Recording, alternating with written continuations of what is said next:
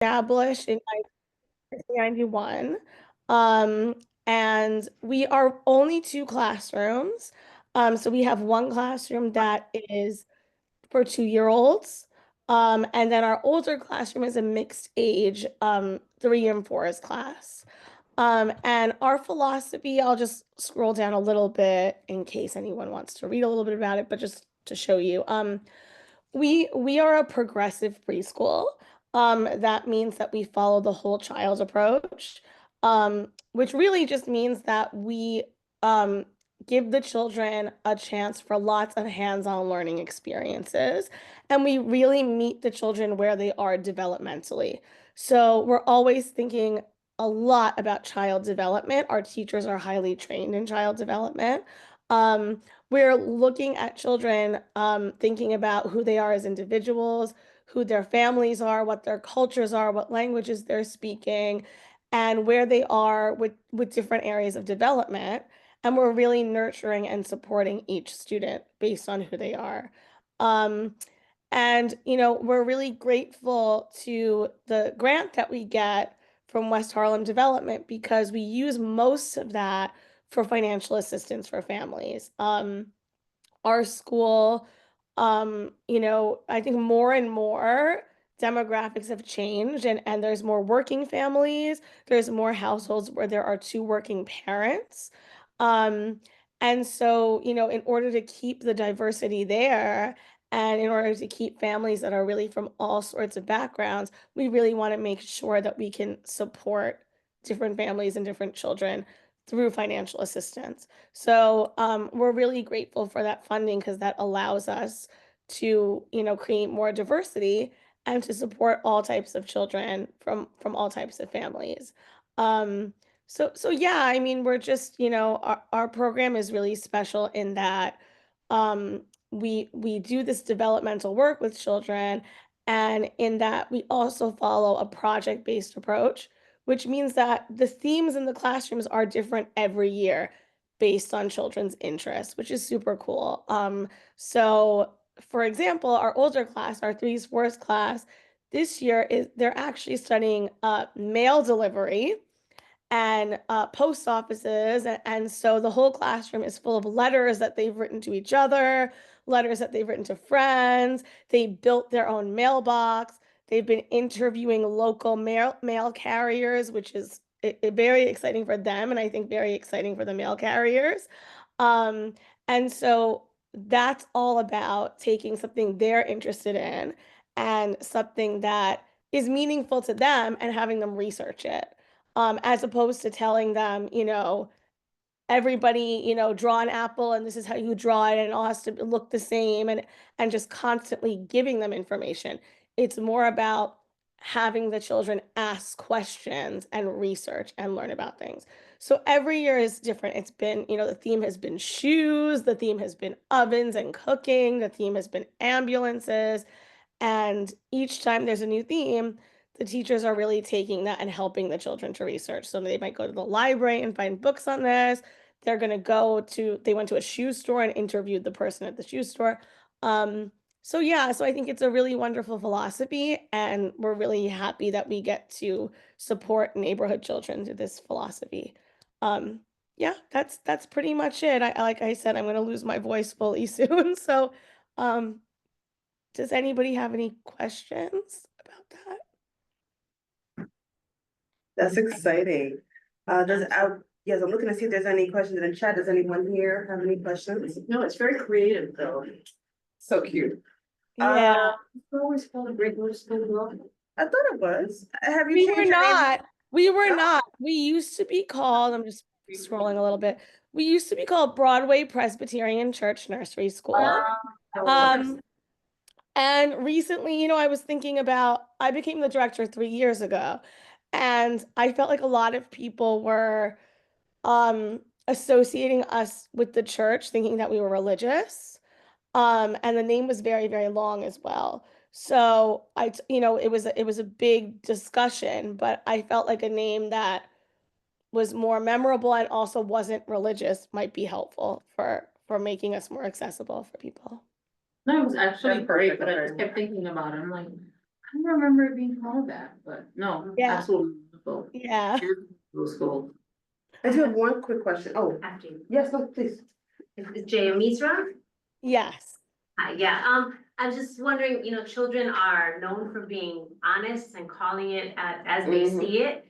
I'm thinking in this climate, like, is there like a civics piece to the issues that the kids bring up? If they're talking about like my neighbors, scared to come out because of X, Y, Z, or. I was curious about that too. Just wondering how you handle civics with the young ones, because That's they a need to be planting those seeds early, right?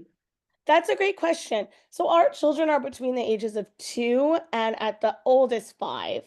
And so what that really looks like is exposing them to different types of people and then listening to their questions. So part of our curriculum, I'm trying to see if I have any pictures of this, but I guess not really, is making sure that in the classroom, baby dolls have different skin colors, books have characters that look different from each other, that have glasses, that are in wheelchairs, that have different types of names. Making sure that when they're in the art section, there are skin color crayons, so they're not just picking beige all the time, right? Like they get to pick whatever shades of brown or beige they want.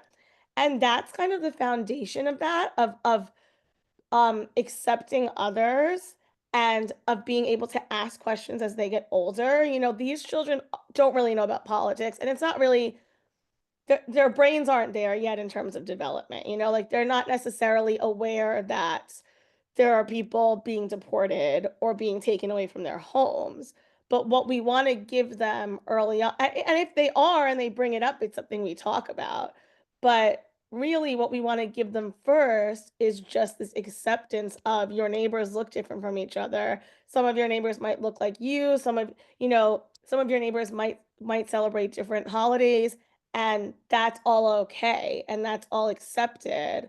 And by the time they get older, then they're asking those questions and they're seeing kind of what is right and wrong in terms of other human beings. Even the way we celebrate holidays, we don't have like a Christmas curriculum. We actually ask the families to come in and share their holidays with us based on how they celebrate. So if a family celebrates Hanukkah, they're coming in and bringing a menorah and talking about what they do.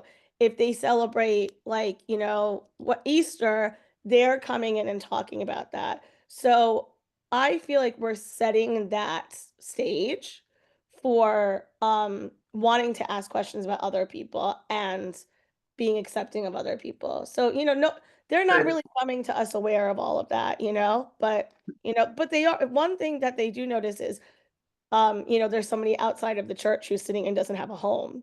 And that's something we talk about a lot, that, yeah, there are some people who don't have homes. How could we help them if they don't have homes?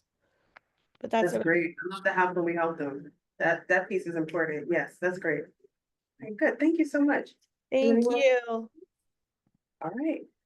Denise, I want to come back to you. Oh, this works this Okay. time. Can everyone hear me? Yes. It's a little choppy. Okay. I'm so sorry. Yeah, I'm sorry, everyone. My internet is, yeah. We're happy. All No, right. it's all right. We have to hear from you. We'll figure it So, out. mhm. All right. So a little introduction about the Family Enrichment Center is that we want to create a place of creativity and hope. And it is guided by the belief that parents and other community members are expert in their lives. The FEC is meant to foster conditions that help all family members be their best or become their best selves. While no two centers are the same, all are based on a co-design approach that encourages community ownership, respect, and equity. A successful FEC helps to lift up the enormous strengths in each child, youth, and adult who walks through its doors and supports healthy family functioning.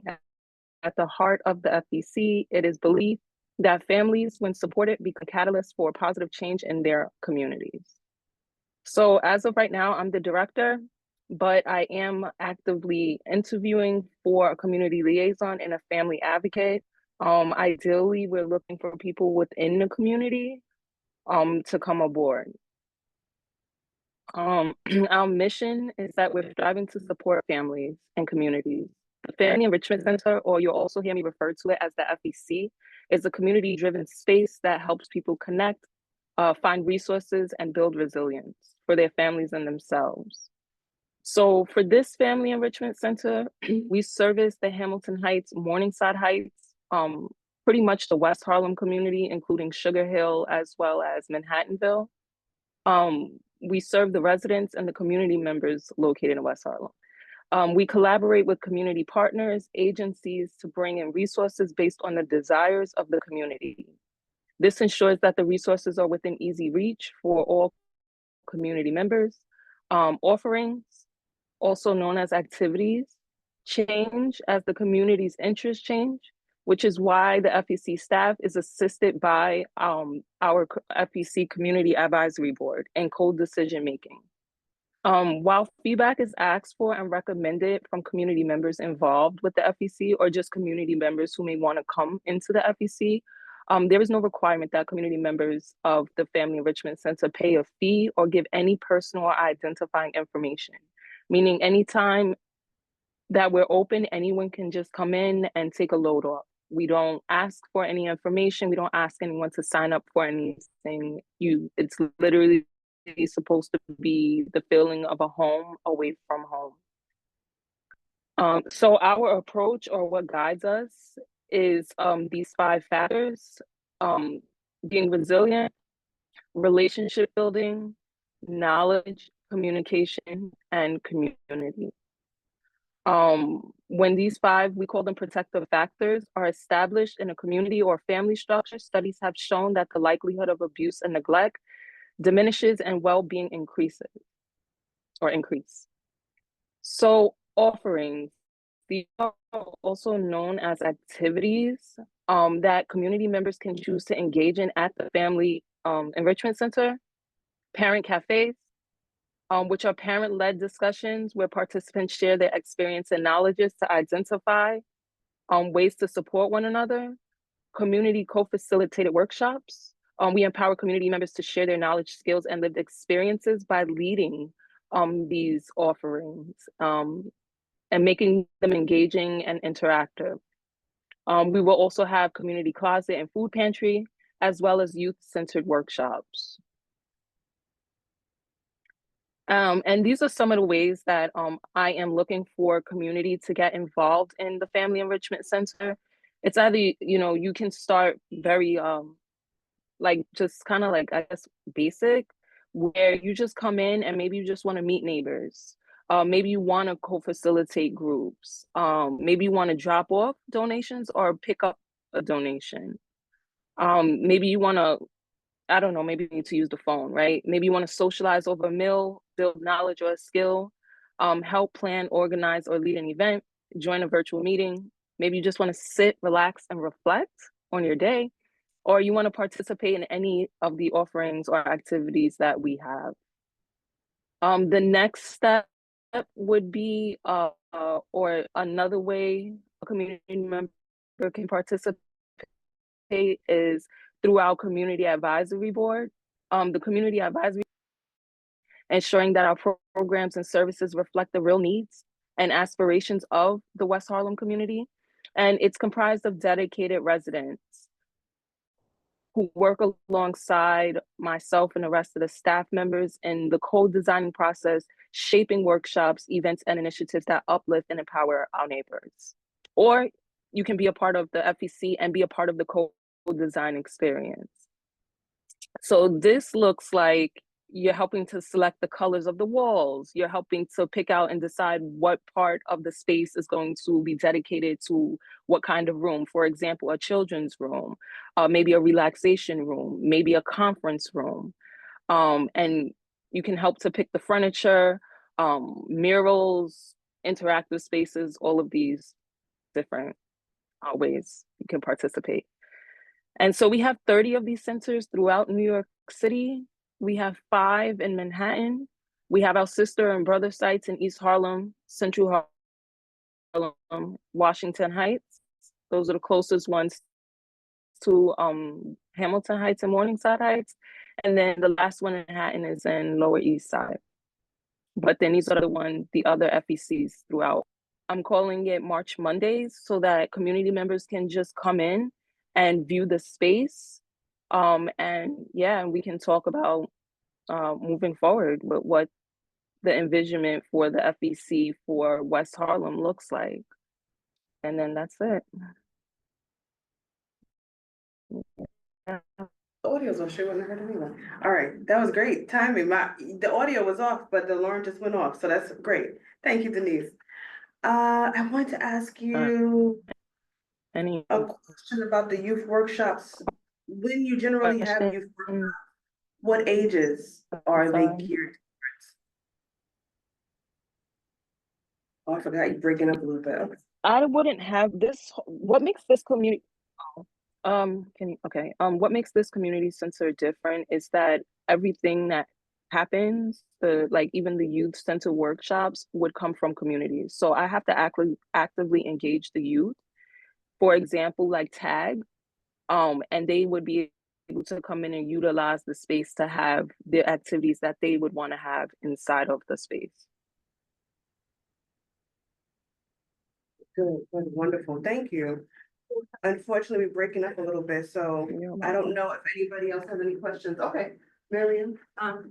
Just a few quick ones. Where are you located? West 130 Morningside Drive on West 113th Street between Morningside Drive and Amsterdam Avenue.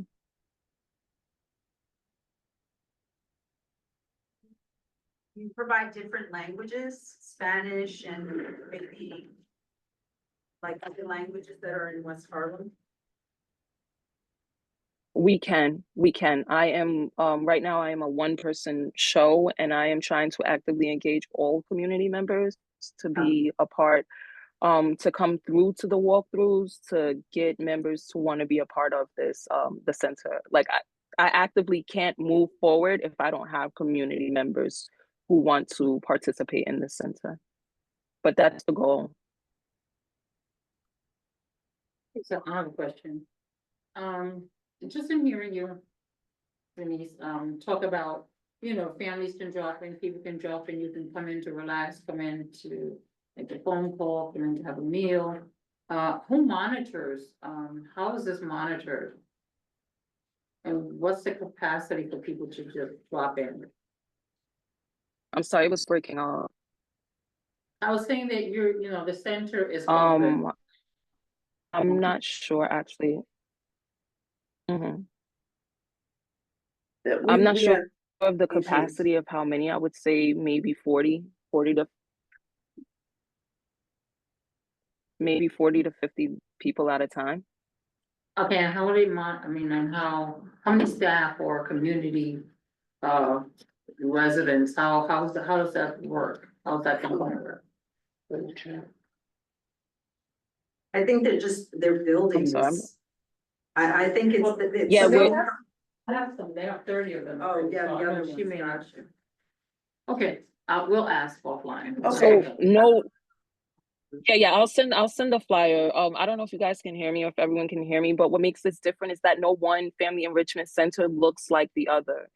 So we have one in Central Harlem, but what made the issues or what Central Harlem residents may be asking for is different than what West Harlem residents are asking for, or what West Harlem residents need. So I would just invite people to get out to go to other FECs if you are ever in the area in the FEC, and then because they look different across all 30 of them. All right, Thank we you. can, yes, that's good. Let's say we can communicate offline. As a matter of fact, for everyone online, let's take some questions offline as well, only in the interest of time. When you hear the alarm, I'll make sure everybody hears the alarm. Please, again, do not feel attacked. It's just to keep the meeting flowing. All right, I'm ready to move on. If there are no more questions, Marie, I see you're here. I've already made you co-host so that you may share your screen. It's wonderful to see you again. Introduce yourself and act at St. John Divine, and please, the floor is yours. Hi, everyone. My name is Marie. I work at the Cathedral Church of St. John the Divine. It's the world's largest Gothic cathedral. I hope everyone's had a chance to walk by or go inside. No, we do not have peacocks anymore. They have been retired. And I have been, this March would be my 35th year. Wow. And loving every moment.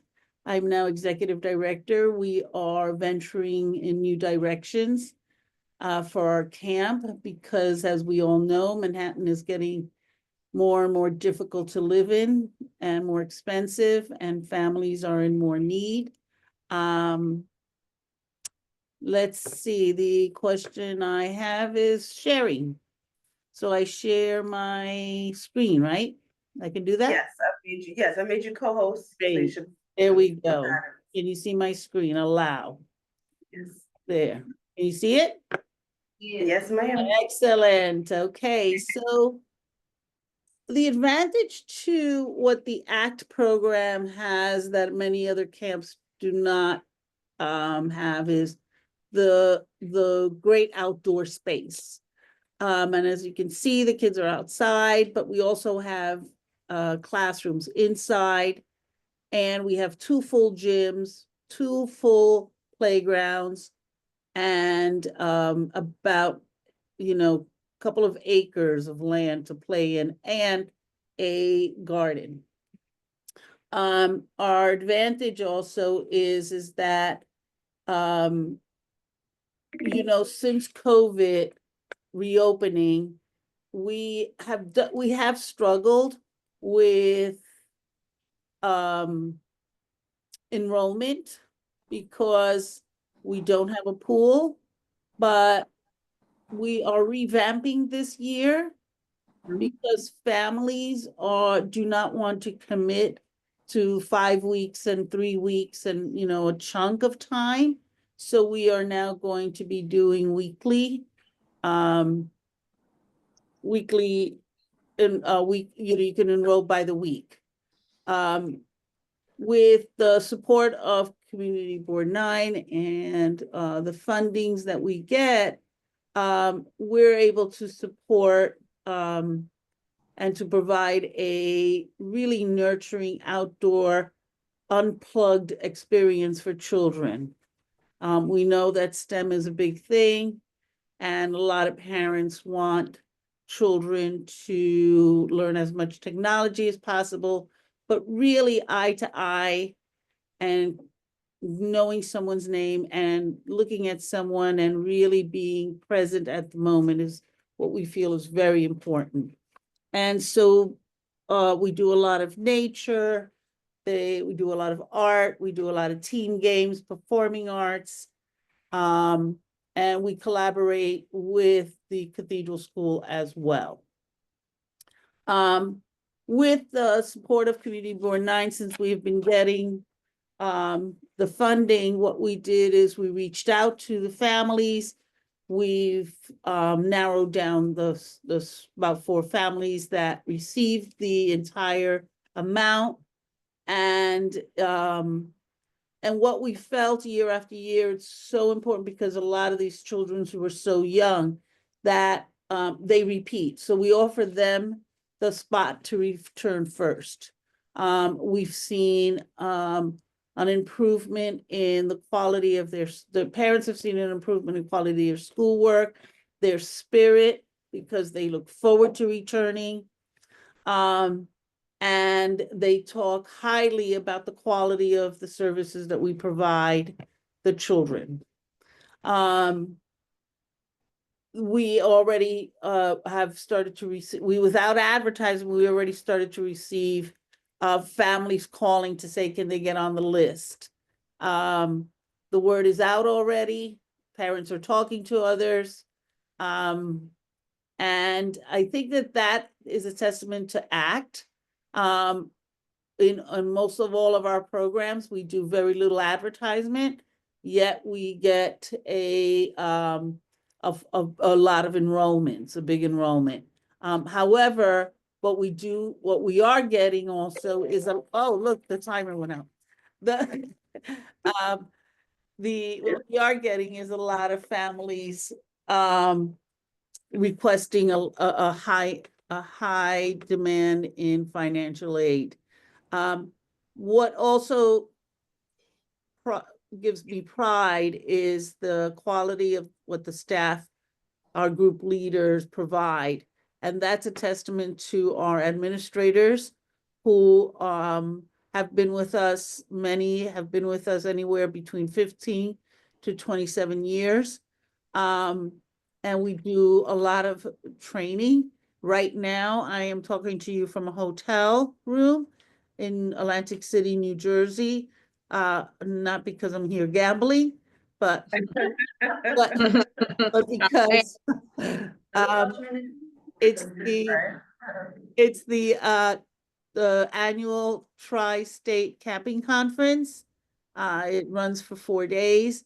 And this year, because of you pay one fee to get into the conference, and you're allowed to bring 5 people. And this year I invited the Cathedral School, who's our neighbor, of course, the Cathedral School director, because we do collaborate with her in some activities. And some of my staff are here, and one old board member is here. But one of the speakers, Michael Brinewood, taught us this ABC group management.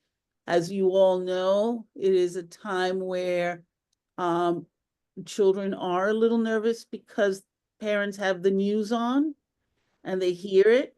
Parents are talking to each other, not realizing that children of all ages are picking up. And these workshops at this time, this winter, is a lot about how to use words with kids to help them, to guide them, which is really important. And the thing is that the first person that they're going to talk to are the group leaders, and really it's empowering the group leaders and how to say what to say after that. But we do a lot of workshops. My sister and I have talked a lot to a lot of the people here, the attendees, and we've just got invited for next year to do a presentation about group management and helping support children's behavior. In our roundtable today, a lot of the directors were talking about how parents send their children to new camps and don't tell the directors that the children have behavioral issues. And I believe that every child needs a chance if the parents are honest. And it's really also training our staff we have to remember, are not teachers. But I think the diversity of our camp is our highlight also. Parents always ask, since I don't interview the children in the family, how do we keep it so diverse? And I think it's because parents who really want a program that unplugs and focuses on the children's development know to come to us. So we thank you guys.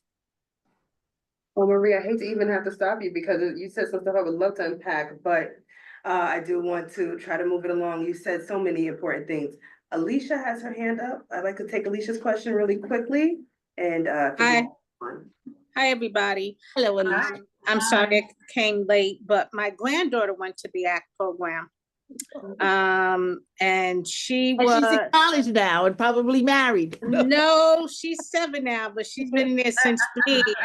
And I have pictures of her with bees, that you were teaching them about bees, and they were outdoor. It was during the time of COVID, you didn't have that much, but she still remembers all the things that she did there, and it is an excellent program right there. And I just want to say thank you for bringing this to the table, but it is, and she was a toddler, so it is an excellent program. And they were outside, and she went out there every day. I don't know how they do it, but yeah, it was an excellent program. Thank you. I went to ACT when I was a kid, Alicia, and we were outside even in the rain. So Oh, yeah, right. Yeah. Yep. We're all Right. flowers. We're flowers and Yeah. water evaporates. Blah. Okay, really quick question and then we're gonna move on. Maria, do you offer the teacher workshops as, to like public educate or to community educators? Anybody who wants it. Yeah, yeah.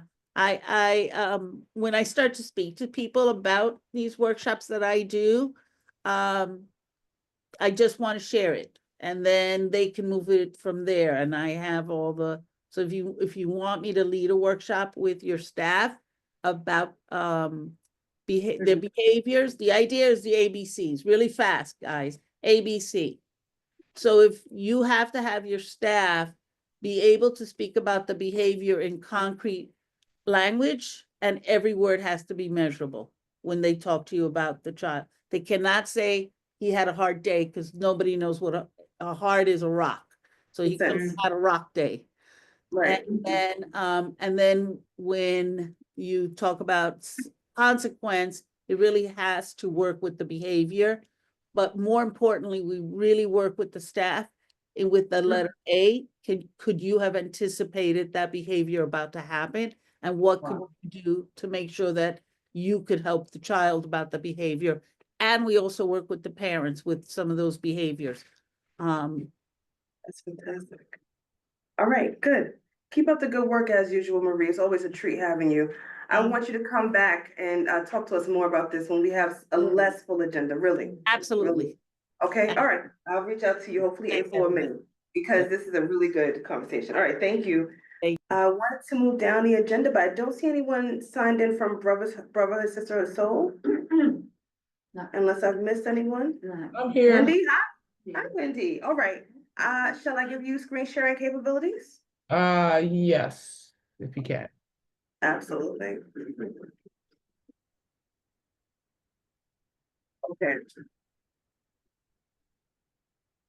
Wendy, feel free to share your screen and the floor is yours. I'm going to start the timer in a moment. Not coming up. Okay. Yeah.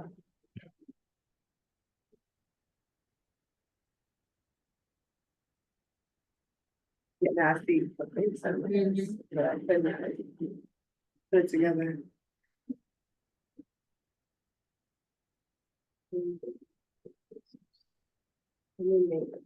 Oh, yeah.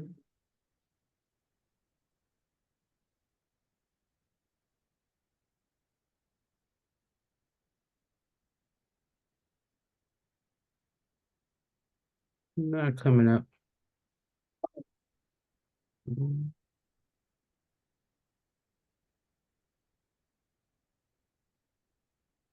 It's not coming up right now. Okay, we're gonna go to Tanya and Police Athletic League. We'll come back to you, Wendy. Is that all right? Yes. Okay, give you a minute, no problem. Thank you so much. Tanya, I've already made you co-host. I know you're here. Sorry, there you go. So you feel free to share your screen. Nice to see you again. Hello, thank you. Hi. Wait, I pressed the wrong thing. Or give us a short version. Somebody's gonna begin with this. Anthony has his hand up. While we get Tanya together, Anthony, can you put anything in the chat or do you want to tell us something really quick? Oh, no. I was just I had a little difficulty getting the link, but I just wanted to let everybody know I was here. Okay, what organization are you with, Anthony? I'm from Youth Justice Network. Okay, great, yes. So sorry we missed your email, but we got it together. Glad to see you. All right, we'll have you speaking soon. Thank you. Thank you.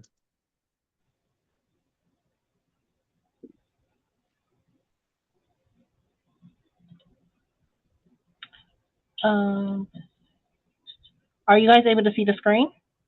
Not yet. Made you host, I believe. Yep.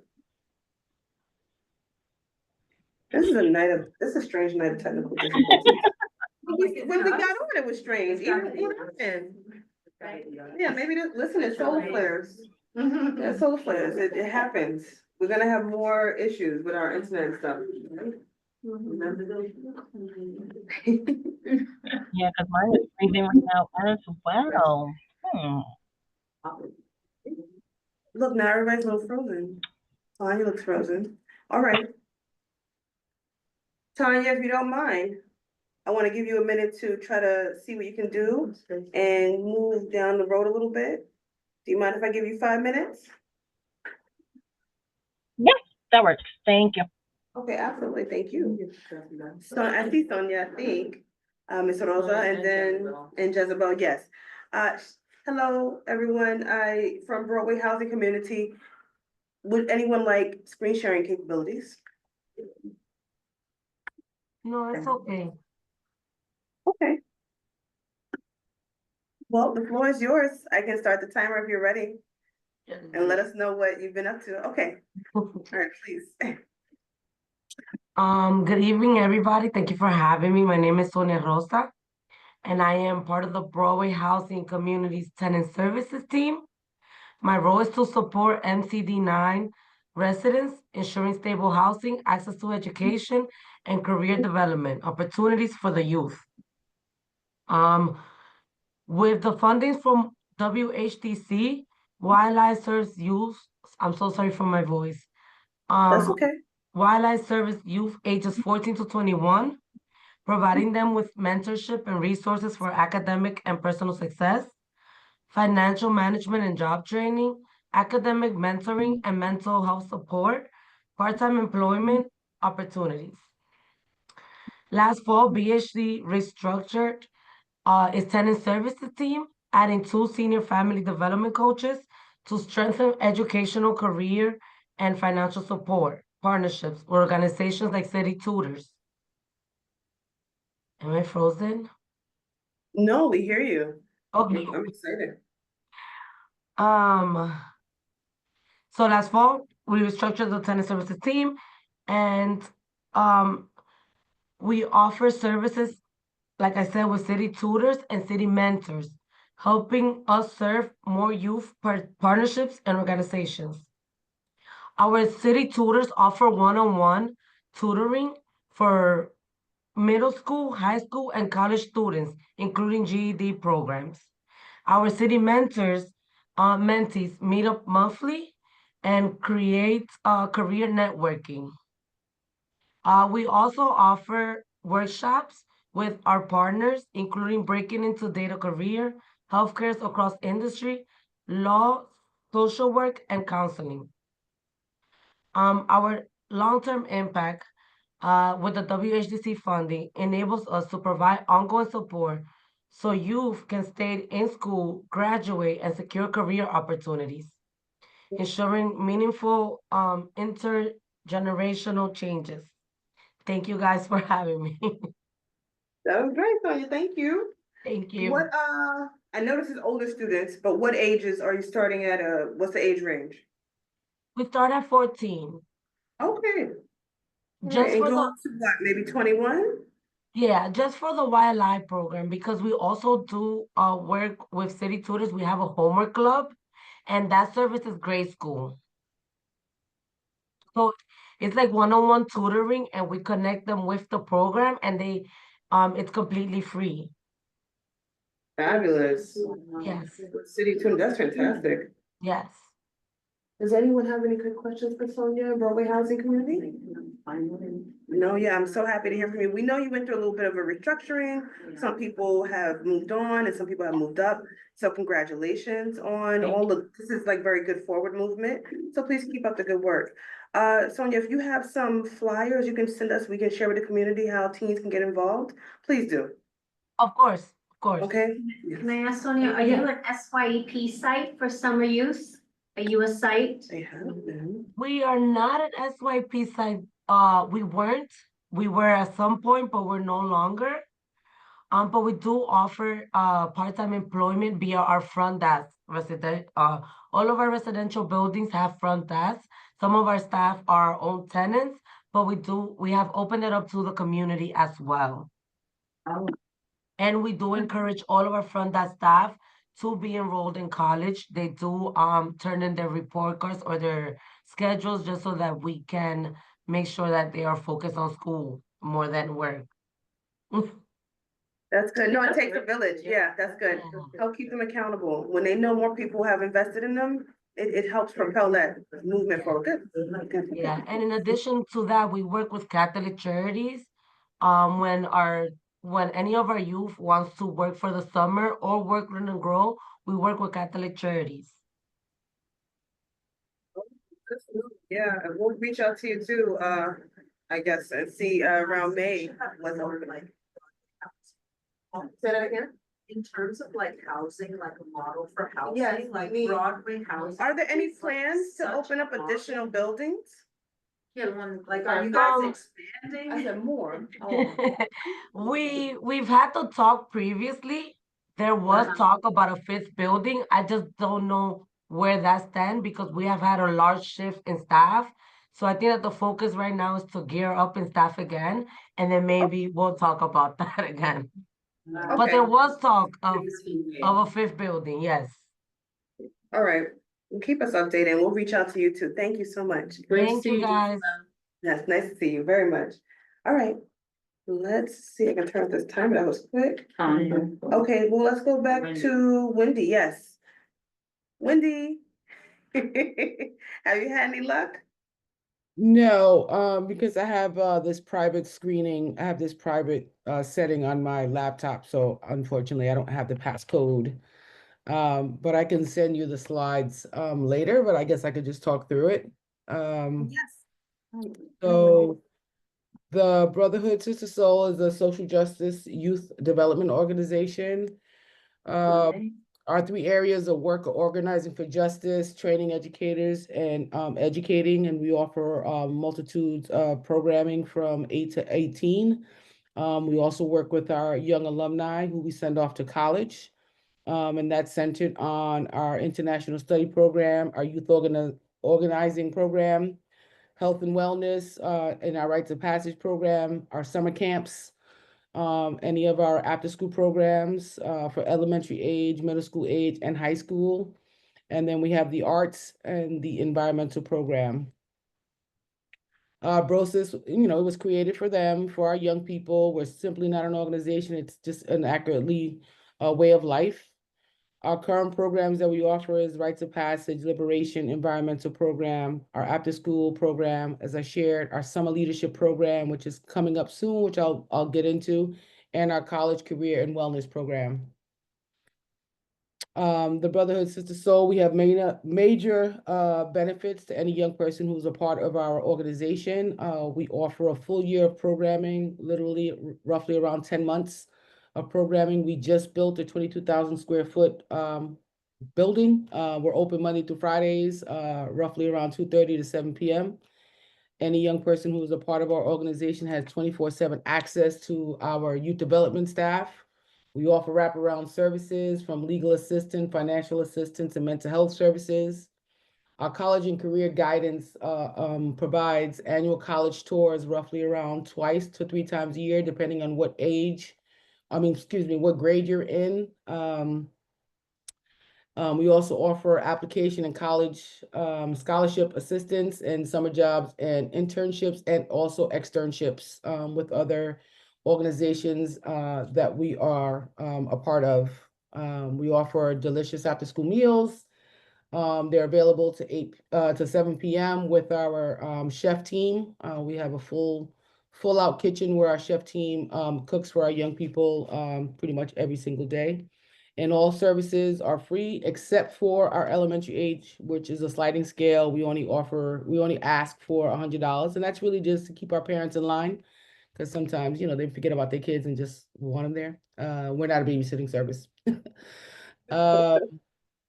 And so through our liberation program, our young people currently are working on organizing, where it's just really about asking for more guidance counselors, wellness counselors, mental health support systems in place rather than security guards and or cops in their schools so that they can feel safe. Our environmental program also has an environmental justice component to it, but our main component is that we are stewards of the plaza that's down the block, And we're also stewards of the Frank White Garden that is adjacent to our building, where our young people go out to the beautification of the garden. They work in our greenhouse. They're currently working on a major campaign, which is 1,000 hot boxes, which is about doing really, really well. And so our young people have the opportunity to work there, and they also receive a stipend for those who are a part of our environmental renaissance program. And they, throughout the different hours, our rites of passage program is for those young people who are from the 7th grade to the 12th grade, which takes along different cohorts of young people, specifically gendered. It's gendered specific for those who are young women. It's called Sister Soul. Those who are young men, it's called Brotherhood.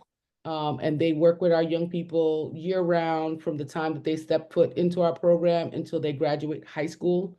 And again, they go on nature walks, they go on retreats twice a year. They also have the ability to name themselves, develop definitions on what it means to be a man, a woman, a sister, and a leader, which is a major component of it. It really guides our young people and how they want to have a moral compass in their lives. And so they're usually with young people, around 15 young people from the time they're in the 7th grade to the time they're in 12th grade. It's really a powerful program. Our elementary age program, as I shared before, is for those who are entering into the 3rd grade, going to the 6th grade. It is an opportunity for our young people to replica what we do in a high school area, age-appropriate programming. Our young people do also rites of passage. We're also work with them and learning what it means to be a citizen. It also learning what it means to have healthy relationships with one another at this early age, simply because we feel that that guides them as they go through the adolescence time. And that program in itself currently also offers a summer day camp, which is really important. Some of the summer leadership programs that are coming up for us, as the applications will be out live tomorrow for any young person who is interested in becoming a part of the Brotherhood Sister Soul from the ages of 8 to 12. And it's based on salary. And it's a 7-week intensive programming where our young people end the 7 weeks with a 2-night, 3-day retreat at a campsite in the tri-state area, and they go anywhere from Six Flags to Riverbank State Park pool. It runs the gamut, and the idea is to really enrich their lives by exposing them to what's possible. All of our trips are culturally relevant. Yeah, that is after school, elementary, and summer day camp. And then our college and career, as I shared before, it is allowing our young people college access, allowing them to attend colleges that are of interest to them, and continuing to monitor their academics. Our careers are also an opportunity for our young people to put a stamp on careers that they're interested in. We take visits to different kinds of law firms, to theaters, things that our young people in the current high school cohort are really interested in. And then our wellness is an opportunity for our young people to think through their mental wellness. We have 2 licensed social workers on our campus to just really support our young people in guiding them through living healthy lives and making critical decisions for themselves. And yeah, that is about it.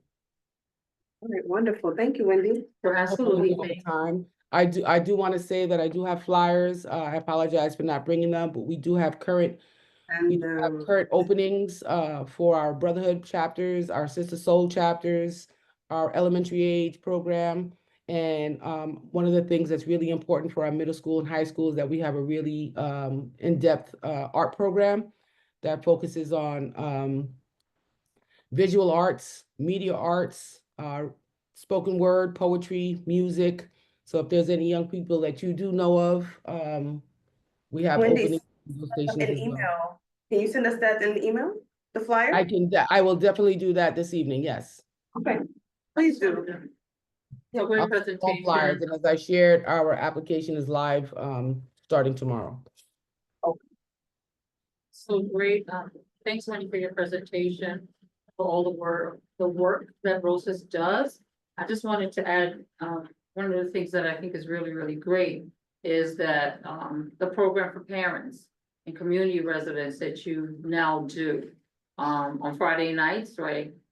Community parents can join in, come out and paint or come out and do some other things. So it's not just a clubhouse for the kids and all the programs that are offered, but parents, have, can gather together as well. So thank you. Oh, and one thing else to note, we do have a community and school partnership meeting coming up in April. I will share that information as well. So if you're interested in coming out and learning about other youth organizations that are a part of the Harlem community, as well as learning more about BROSIS, any one of you who are on the screen today are more than welcome. It's also really about sharing resources and making sure that we have access to support our young people across the board. Wendy, throw that in the chat maybe, or an email or a website, so Yes. that people can communicate, yes. All right, I'll Absolutely. get the information, Miriam. What was the date? It's we don't have a significant date yet, but it is coming up in April. Okay, all right. Thank you so much, Wendy, and thank you for trying to get to the presentation. We appreciate you. Tanya, any luck? I'm hoping. I'm gonna try Okay. this sharing. It's on. Is she ready? Are you ready, Tanya? Yes. Oh, okay. All right, when you start, I'll start. 5 minutes.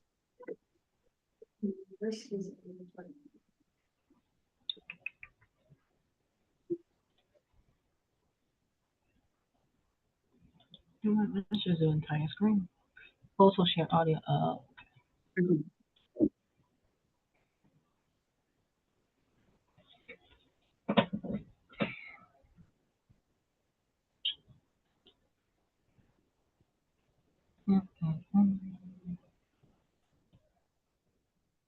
Is anything showing?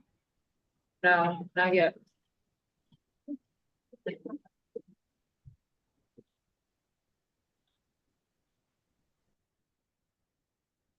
Okay. It's promising.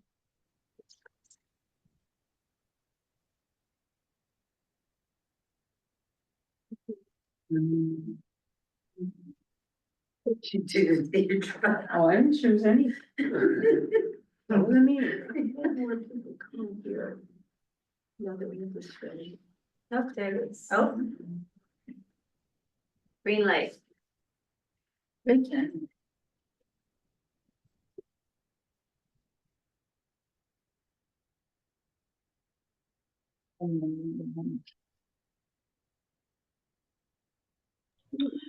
Okay, so it seems that it said that I wasn't able to share and present at the same time.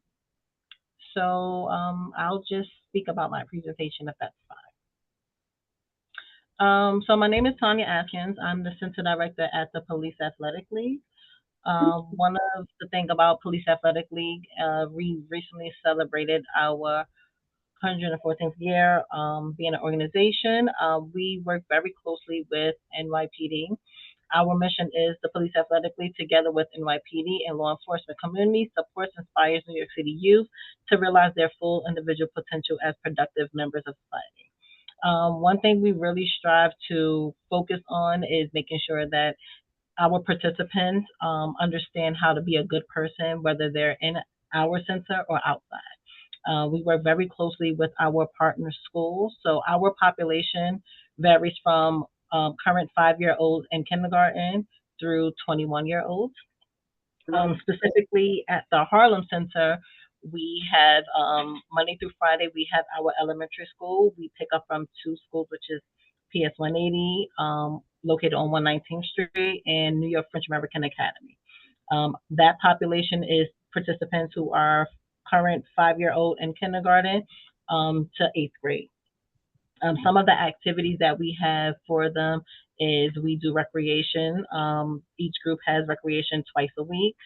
And those activities are quarterly. So for 3 months, they may learn about soccer, another 3 months, baseball. It does vary based off kind of season based. Um, we do a lot of SNL program, which is SEL, social and emotional learning. We've realized that after participants are in school all day long, they kind of just need a moment to just decompress. They want to talk about what they did on the weekend, and rather than kind of shifting that mindset of no, I need you to focus. We spend 45 minutes each group, letting them have that moment or planning ahead. If we notice any bullying, we have a great relationship with the schools. So if something does occur in the school, we let the school let us know, and vice versa. And the reason we do this is that because we want to have a partnership with them. We want to make sure the kids understand it's a community. If they're having issues at school, the same kids are in our program. So we need to make sure that we are paying attention and working with them as well. The last 3 years, we've been working very close with a program called BRY, which is Building Resilience in Youth. That's more focused on our 13-year-old to 21-year-old population.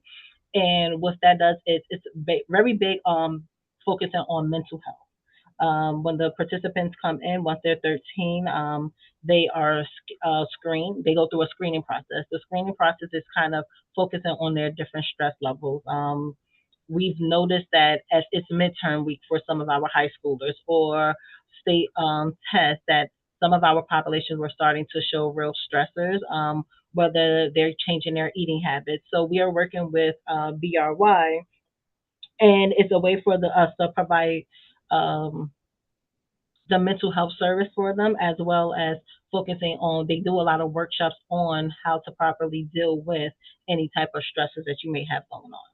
With this, we do need families' consent because if a participant does uh, score very high, then we may decide that, hey, we're not the best population that you may need or the best services that you may need. So we work closely with some of the clinics that will share with them the information once the parents give consent, and they're able to assist with them further, whether that be they may need to see a psychologist or see someone, another professional who has the skill set to assist them. Um, we're working with cases, like I said, for the mental health providing. This summer, we do have summer day camp, and that is current 5-year-old kindergarten through fifth grade.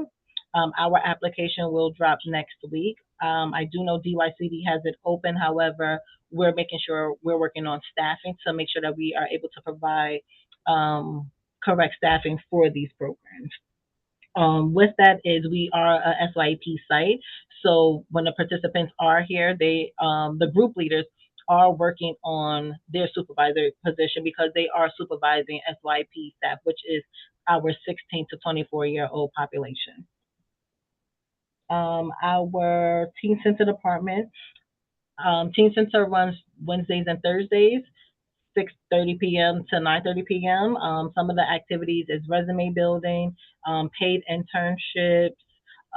We have an open gym policy, one day a week. Or sorry, open gym is 1 hour a week. The other times they're doing skills and drills, or again, whatever the theme is for that month. They may be focused on soccer for the first half. We also have a game room, so there are times that teams just want to come in and watch the game.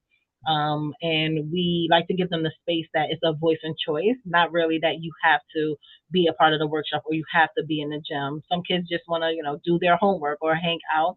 So we provide that space as well. And I think that is Well, Wonderful. thank you. Yeah, absolutely. Any questions? Or, how's the aquaponics center going? Yes, sorry about that. Yes. Hydroponics is going great. The kids, each year we get a new group of kids, so we stick with our fourth grade group. So we have two hydroponics labs here. One of them they're going to be opening in April, because it's outside. The other one is inside. So basically, with the hydroponics lab, the kids are growing different type of vegetables with a tiny bit of dirt, but mostly water. And they love it. The parents are excited because now they're really focused on eating salad. where we'll have a table filled with different type of lettuce or cabbage, and families are, they get excited, the kids are excited. We work with Cornell University, and what she really does is that she'll bring all of the toppings, right? The different tomatoes or what is it called? Croutons, just to showcase that, a salad is just not green. You need more color to it. So we kind of mimic off of that and taught our younger kids about nutrition. So in January, our theme was nutrition and focusing on like the different colors and what they mean. Thank you for reminding me about that. Sorry. That's great though. And And they eating salads. so much. It's hard to get kids to eat their greens. That's fantastic. All right. Satrina is next. Is Satrina still on? Yes. And they said her phone was dying. All right. Let's give co-host. No, I think she might have gotten off. She stepped away for a second. Probably the text her. I know, but she's not on here at all. Yeah, I didn't So, see her. yeah. Her phone might have died. 30 seconds. You know, I'm ready to go. We can do Sheila. Yeah, you sure? 'Cause I know. Yes, she is. She's not. All right, Satrina, yep, boom. Hi. Hi, Satrina, make you co-host. Hello, hello. I'm not gonna share my presentation because I'm actually monitoring some student events. Wonderful. So I'm standing in the hallway. All right. And then just in the interest of time, I wanted to, but you have the presentation, please share it with everyone that I sent over to Ms. Yutha.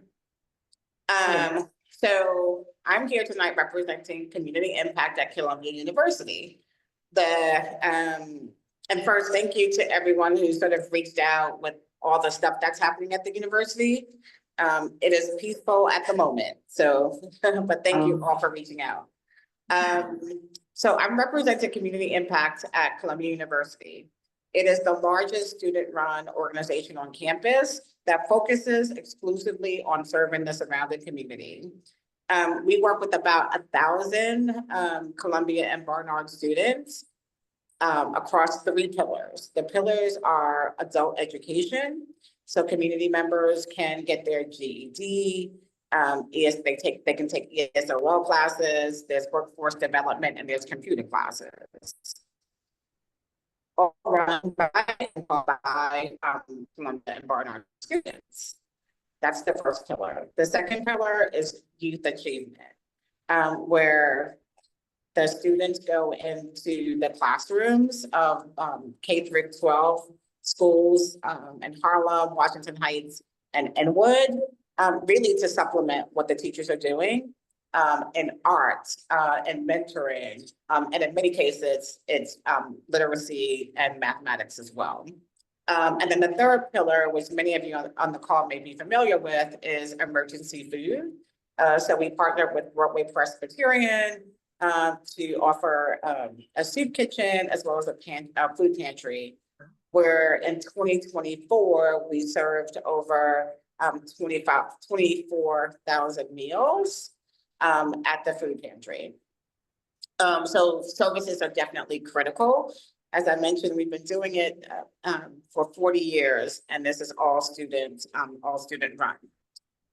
The current environment right now for community impact is an interesting one with everything that's happening sort of politically. The students are looking for spaces where they can actually be engaged and make a direct impact. So while other things are happening on campus, the students who have signed up to participate in our programs are doing it every day. And currently we have 24 active programs across community impacts. The second thing I would add is that even though we are affiliated with Columbia, we are not completely funded by Columbia. Columbia funds about 25% of our $2 million budget. The rest of it comes from donations, grants, and the like. So there will likely be some impact to our programs going forward as federal and state cuts happen. So I do want to be, honest and truthful about that. But most importantly, I think that the students who sign up to conduct art programs every week at PS 125, or the students that sign up to cook at the food pantry, really at the soup kitchen, at Broadway, Presbyterian on Fridays, are truly committed. And we haven't seen any dip in that commitment. And actually then coming up in April, to ensure that we can continue programs, we have an event coming up. I'll share that information with you. But we do have a major fundraiser coming up to be able to assist us with continuing those programs. And then I'll end with this, which is really focus on our emergency food program, or the soup kitchen and the food pantry. Our goal, obviously, is always to eradicate hunger, right? We don't want anyone coming to get food. But we have seen almost a 30% increase in folks who need services in the community. We knew that was going to happen maybe a year and a half ago because of the migrant community. But when I tell you, when you look at the folks who are standing on the line, waiting to be served, it's not just migrants, right? So there are lots of people. So if there's a way from a broader community standpoint, that we can think about how we address hunger in Harlem specifically, that'll be something that we should really chat about, because we just see it getting worse. So thank you so much. The presentation Ms. Yutha has, she can share it. There's more information about the specific programs there, and certainly open to questions. I got a hold of a statistic today, Sabrina, since you were talking about 30% higher hunger, 53% increase in homelessness. Oh yeah, I see. I believe that. Absolutely. One of the programs that the students do is twice a week. They pack food and they visit the unhoused from 96th Street up to 116th Street. So you might see them, they have on a red backpack or a red wagon. They take waters, they take sandwiches, sometimes they take hygiene products. They can't meet the demand of what's happening out in the streets. And a lot of it is they see a lot of mental illness, which obviously, most of the students aren't equipped to handle. But what they can do is they can say, here's a bottle of water, here's a sandwich, here's a pair of socks, to help that person sort of get to the next day.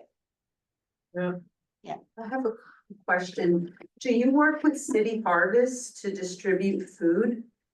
Is that something that the students would be interested in? Because I know that City Harvest is another West Harlem grantee, and what they've shared with us at the health committee meeting is they just need hands and a distribution site. And it sounds like you have the hands and the site, and they will deliver like a truckload, and like will deliver food to the community, but it has to be massive. Right, it has to be massive. So we've worked with them before, but we can actually go back to them. United Way and the Food Bank of New York are the two biggest that we work with at the moment. And unfortunately, I don't know, you may have heard that some of the United Way funding has been cut through from FEMA as well. So City Harvest is great. I'm gonna add that back to my list so that we can go back and chat with them. And I know they're connected with Community Board 9, and maybe we can connect you all, and you can start doing more distribution in West Harlem. That would be great. Absolutely. Specifically said that they need a lot of hands to do this. They need the hands. Yep. Food, it's like, flatbeds. Pallets. Pallets. And I do believe that City Harvest definitely works with Broadway Presbyterian. In fact, this is a fun fact, Broadway Presbyterian and Community Impact have been, they were the very first partners working together over 43 years ago. Wow, that's very cool. That is a good fact. Yes, That's yes. cool. So Trina, it's so wonderful to see you as always. Thank you for being patient, and I hope your phone, find a charger, please. We don't want you I out will, late. I'll find a charger. Okay, I have to monitor student events tonight, so I found a corner and I'm gonna go charge my phone. Thank you. I have a question. One comment, which is, I thank you for being on the front lines, and I Yes. think this is a great opportunity for all of these organizations to figure out how to have each other's back during a Absolutely. time like this, so showing up for each. Absolutely. And Satrina, just to say that, you know, I feel like we should be asking you, what do you need from us? Whether it's, you know, increasing your WHDC grant to cover where, you know, our federal government is falling short. But let's figure out how we can meet the gap and really keep your organization strong at a time like this. Oh, great. Thank you so much for saying that. I really appreciate that. Yes. Yeah, I agree. That's fantastic, Ron. All right. Great. All right. Thank you. Excellent. Thank you so much, everyone. Have a good evening. Thank you. I see Rose to Success and I gave him Bashan. Hi, Bashan, are you still there? Please step away really that quick. Hi. You're muted. Oh, Lord. Thank you. All right, good evening, everybody. Hi, good evening, Bashan. All right, I've given you screen sharing capabilities if you need them. Yes, I do. Thank you. All right.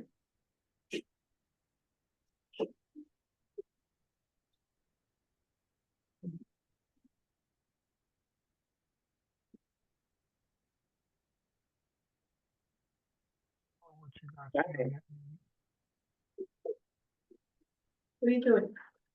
Something's leaking. All right, Rose to Success. Excellent. Can't see what you guys see on your end. Yes, we see it. We see our mission is to inspire and empower all young people. When you start, I'll start the timer. Awesome. So good evening, everybody. My name is Bashan Fernandez, and I am the Chief Program Officer at Road to Success. Been with the organization now since 2008, so a long, long time doing this work in youth development. We offer programs for youth ages 4 through 24 across the 5 boroughs. Our program includes after-school programs, summer camps, recess programs, youth mental health programs that we offer in our community schools, in addition to youth workforce development programs, including SYP, where we have about 1,200 14 to 24-year-olds in our some youth employment programs that we place them at different work sites throughout the city. And then today we'll be talking a little bit about our college and career exploration program at New Design Middle School, which is funded by West Harlem Development Corporation. All of our programs are centered on our 4 core values that include belonging, where our program participants practice a sense of connectedness, right, with one another; independence, where they're able to practice autonomy; mastery, where they develop skills and are able to exercise competence; and then lastly, generosity, where they're able to show selfless concern for the well-being of others. It's so important. The 4 components of our college and career exploration program are workshops, where we offer a variety of workshops that include professional development, financial literacy, and high school preparation for our 6th to 8th graders at New Design. We offer a series of career speakers where we bring professionals from various fields that include skilled trades, education, accounting and finance, medicine, construction, engineering, coding, and game design, just to name a few, into spaces to speak to kids, right, to show that their aspirations can be inspirations for the next generation. We do pep rallies as well, where we include speeches, cheers, music, and games to get kids just excited, right, about what the college experience could be, right? For a lot of them, they're from the 6th to 8th grade, so they don't necessarily see college as the next step. So it's really getting them to understand what a college-going culture, right, feels like through some of these pep rallies that we offer. And then lastly, our experiential trips and college tours, where we take students across various college campuses to explore the possibilities of what their future could look like, in addition to some experiential trips where we take them into corporate offices, right? We've taken trips in the past to Google, right? Or, to Google, for instance, right? To get them to see, like, even what a non-traditional, right, corporate office could look like. In August, we collaborated with the faculty at New Design Middle School to distribute resources and fresh produce to more than 60 families during our back to school event. In October, we then partnered with the school to host a high school information session for 8th grade parents, guiding them through the high school application process. Additionally, we organized a senior breakfast featuring high school representatives where students and parents had the opportunity to explore different schools and speak directly with the representatives about what it would be like at that particular school. In November, we collaborated with the school to promote family engagement, aiming to improve student attendance and academic performance. We hosted an honor roll ceremony in the auditorium, celebrated students' achievements with their families. And to bring the community together for the holidays, we also hosted an organized a family potluck, which was tremendous success with over 50 families joining in November. January really marked the kickoff of our college exploration initiative, where we start to begin to launch our workshops and push-in classes throughout the school day at New Design Middle School for our 7th graders. We began the session with a fun icebreaker to engage students and set a positive tone. And then from there, we introduced the program by outlining expectations, objectives, the overall structure, including the schedule and office hours if kids had additional questions outside of just the time that we were in the classrooms. And then that initial day wrapped up with the first lesson, setting the stage for exciting journey ahead, which is really about when they hear artifact of achievement, what comes to mind, right? Thinking about what kind of artifact of achievement they can start to think about and track as they go throughout the process. In February, we hosted a second honor roll ceremony in the auditorium. And then also in February, which we just kind of wrapped up, was our annual 3-on-3 basketball tournament, where we had about 210 students across the city participate. And New Design Middle School were the champions of the 3-on-3 basketball tournament with an undefeated and impressive record of 8-0 at the tournament, which was held in Brooklyn. So they came all the way from Manhattan and tore it up in Brooklyn. That's awesome. March 3rd through 7th was our College Awareness Week.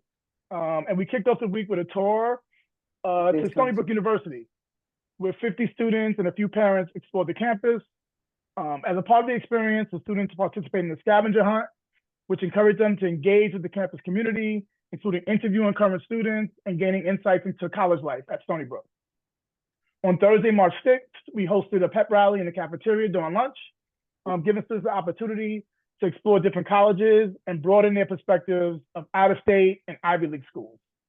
The event featured pizza, drinks, snacks, and music, creating an engaging and fun atmosphere. And then on Friday, March 7th, we took the students on a tour of City Tech, where they learned about various academic programs, financial aid options, and the support services available to students. Then to wrap up the week, so in addition to that tour, we also distributed SYP applications to all the 8th graders and assisted them with the sign-up process, right? Helping them taking a first step towards their valuable summer opportunities. That's good. We'll put another 30 seconds on the clock, Bashan. Okay. Oh, that was my last slide. I tried to make it short and sweet. So thank you, everybody, for your attention. Going so fast. You were moving, so I wanted to give you a little extra time if you needed it. Thank you so much. Okay. Yeah, I know we only had 5 minutes. So I was trying to make it quick, but definitely open to questions if I was going a little bit too fast for everyone. I like the theme of college. Well, yeah, I was gonna make, Bashan, if you don't mind me calling you Bashan, a couple of things. I think it is important that you also leave open the vista to skilled trades as well. Especially now the college has become so expensive and kids are getting into such debt. And they can make very good livings at that. I worked at CUNY for 40 years, so I sort of know where I'm speaking about here. And number 2 is also, it's also important that professional development. It sounds like it's not as much, but it is. Because many times I had students coming in that didn't know how to study, didn't know how to address a faculty member, didn't know that they could visit a faculty member. So all of that, that a middle class or upper middle class, they would be so aware of it. Well, if you're the first person in your family to go to college, they don't know. So that's very important, articulation, presentation. I mean, life is a species of theater. So, so I just want to say that I think that's very important, those two things, the professional development and the encouragement of a very good career choice in skilled trades. Yes, so sorry, I didn't get your name. Lydia. Lydia, Hurst. thank you so much for that. I appreciate that. And I'm in total agreement, right? So this particular program is for 6th to 8th graders. So it's really about college and career exploration, right? So we really, the foundation is built on their current interest, right? So let's say if a student is interested in basketball, right? It's really about getting them to see what that can look like through future orientation, right? Everybody who loves to play basketball is not necessarily going to be a basketball player, right? So we get them to understand what we actually work backwards. So it wasn't really explained in this presentation, but we actually work from kind of seeing what careers are aligned to their interests and then work backwards in terms of what post-secondary options can be, which is kind of centered around college, but not inclusive of just college, right? In some of the workshops and some of the career speakers that we bring into the space, right? Like I had mentioned, we talk about skilled trades, right? Every kid is not going to leave the 12th grade and go right into college, right? Some of them may want to go to trade school. Like my godson, who's 17 now, graduating, he wants to be an electrician, right? So he's going to go into a skilled trade. We also have some students that are really, and this new generation is really entrepreneurial, right? They want to open up a business, right? So we also, when it comes to high school students and our high school students, when our program kind of expands to that age group, we really kind of talk about what it is also to maybe run a small business or get that off the ground, right? We're trying to work now to kind of create a proposal to do like an incubator, right, for our young people to kind of get that off the ground. But this is really just an opportunity to really get 6th to 8th graders even thinking about what post-secondary options could be and what their, right? So, and getting them to understand, because like for some of them, they may not think college is a real thing because they may be the first person in their family to go to college, but we want them to know that it is possible, right? Because, you know, so that's really the goal of this particular program, but I'm in total agreement with everything that you said. Sean, please tell your godson to look into joining the International Brotherhood of Electrical Workers, IBEW. I'll email you. It's a very good union organization. And if you can get in a union, baby, he'll be looking at 6 figures very quickly and even more going on. And I'm talking about creating a comfortable life. I'm a very big union advocate. So good luck to him. And that's exciting. Does anyone else have any questions for Sean? All right.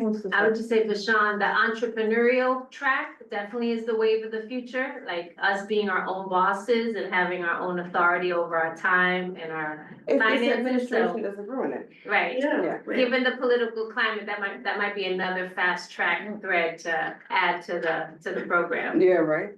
Absolutely. So we're thinking that, like, that's, like I said, that's one of the areas that we're trying to grow our programming, and then also getting kids to really understand how to utilize AI. Right, because AI is like another component of the future that we're trying to get them to understand, not to use it to cheat when they go to college, right, on tests, but to really think about how to utilize it to their benefit when they're thinking about careers, and also how to use it for good, right? Because there's not even a lot of, like in terms of like, sorry, I'm losing my train of thought, but in terms of like learning how to use AI for good, for the benefit of their communities as well, right? And not just for their own personal gain or financial gain. But thank you all for your time. Thank you very much. Anthony, are you still on? You've been waiting patiently. I know you're here with the Youth Justice Network. Hi, yes, Anthony. I'm here. Wonderful. Hey, how you doing? Hi. Thank you so much for taking the time to see us this evening. I know there was some change of plans, so we're very happy to have you at our meeting. Did you need to share your screen at all? No, I don't have to share my screen. All right. So please feel free to share with us some information about the Youth Justice Network. Where did you go? He's at the bottom. Yes, but maybe that's him. Okay. Yeah, yeah, so right now we actually are in a partnership with TAP, the animation project. Right now, where it's a 6-month project where our young adults are going to be learning animation from the basic principles and building blocks. After that, they're going to be able to have education and career opportunities for another 3 to 6 months. And we're going to be doing that with the Manhattanville Community Center and Bread and Roses School in 135th and Hall. Anthony, tell us a little bit about what Youth Justice Network is. We're not familiar with it. So if you introduce the organization very briefly, kind of tell us what the goal is and the ages you serve, please. Oh, yes, yes, yes. I'm sorry, no problem. So yeah, I'm with Youth Justice Network. We work with 16 to 24 year old young adults who are currently or previously incarcerated. I also run the Arches Mentoring Program where we work with young adults who are on probation. Our goals are really to help them with basic life skill development groups, also with career and art therapy. We also have for mental health therapy component, and we help them with housing and creative opportunities in terms of arts and You help them with housing, creative opportunities, and do you do any, obviously, probably, any career, training? Or maybe not? No, yes, ma'am. So we do have a career department that helps them with employment. So like right now, we are helping them with the SYP applications. And we also have guests who come in and help them, to get their OSHA. We also had someone who come in to help them. It's funny that he said electrician. We had someone people to come in and help them with the electrician license and help them give employment. So we do help them with career. Oh, that's fantastic. Tell them looking to join the union. That's fantastic news. Yeah, absolutely. Go ahead, Deidre, because I have a question too. So Yes. Anthony, are you aligned or do you participate in any of the programs with any of the DA, district attorney offices? I know that they have programs that would, I won't say benefit, but I mean. They work participate. with Yeah. formerly, they work with currently, well, I don't know about currently, but they work with formerly incarcerated youth. Currently too, yes, currently too. So we have a team of advocates who go on Rikers Island and also the juvenile detention centers, Horizons and Crossroads, where we meet with young adults and their parents, and we help them with their transition out of prison and the detention centers and set them up with a plan to help them as soon as they come out. So yes. Yeah, I know the district attorney office, well, in particular the Bronx, I don't know about Manhattan, that they have this really big initiative that they're gonna be funding, to get channel youth, formerly incarcerated as well as while they're in the process of, not sentencing, going through that alternative, mentorship or alternative programs, and that may be something that, you may be interested in, and I'm happy to share that information. Yeah. Oh, yes, please. Absolutely. We're definitely looking for any resources for our young adults. We just got awarded the CRED program. I'm not sure if you guys are familiar with CRED. So it helps with young adults with basically they place them in sites where they can learn with skill development. So for instance, with the TAP program, we're also combining it with CRED, where they're gonna basically learn all the skills with animation, and then after that, they will place them for employment through CRED. So that's something else that we're doing. And we actually have the Bronx contract. So CRED goes out through all the 5 boroughs, and we were able to grab the Bronx contract, and we're using that to help find sites to place young people to have employment after a training.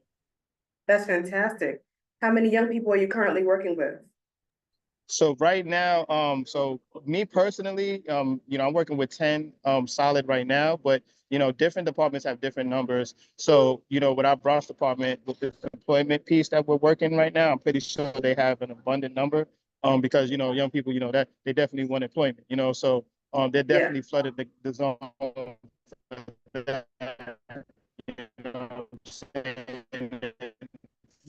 Whereas education, probably have like a strong. You breaking up a little bit, Anthony. So you can send it. But we also have an educational program. I'll just let you guys know. It's a paid education program where young adults get to do their GED. It's so sorry, Anthony, it's breaking up a little bit. So we heard most of it, but a good chunk of it I think we missed. Do you have a presentation? If you do, I'd love it if you send it to us, or even some program flyers. Can you hear me? A little bit, yes. No, it's going. I think it's one of the trees. Anthony, I'm gonna put our email in the chat if you can hear me. And maybe, or Yes. I can email Messiah to email us, but please share some information with us.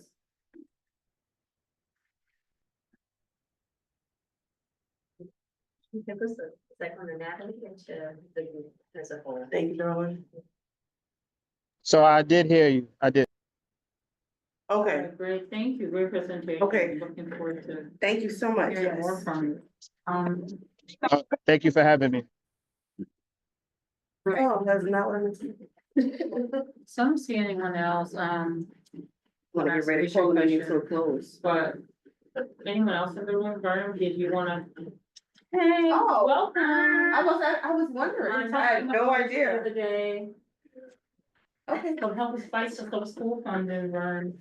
Yeah, I was here to, because I've been, had a bone to pick with Columbia since I was the chair of this committee. Yeah, right, exactly. And now my oldest has graduated, my second, My she goodness. moved to the other school with her big. Our kids were toddlers. Yeah, I remember his kids when he was here. It's crazy.